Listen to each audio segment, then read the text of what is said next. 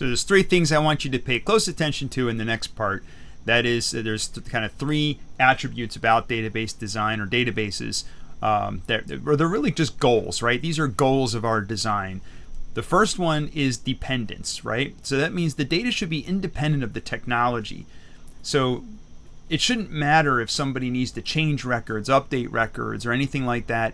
They shouldn't have to worry about the underlying technology that allows that to happen. It shouldn't affect the data, right? The data should be independent of the technology in which it's stored.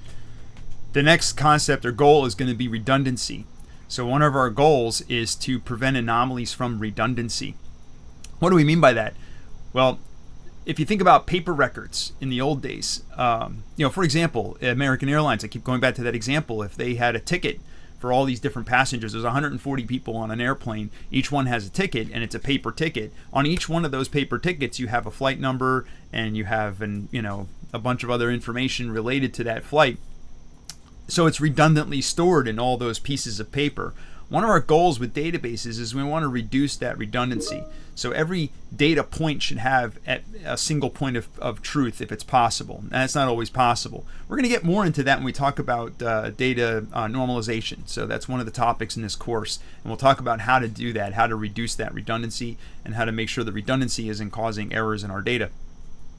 And really at the end of the day, the goal is to reduce the anomalies. So we're talking about data dependence and redundancy with the final goal of using these mechanisms to reduce anomalies in our data.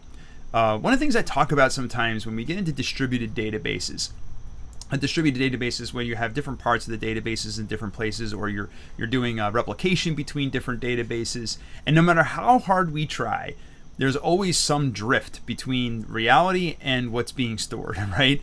And you have to do things to kind of account for that drift. And we're using these mechanisms in databases. When I talk about dependency and redundancy, these mechanisms we're going to learn about, we're using to try to reduce those anomalies, right? How do we keep the data as accurate as possible in the database?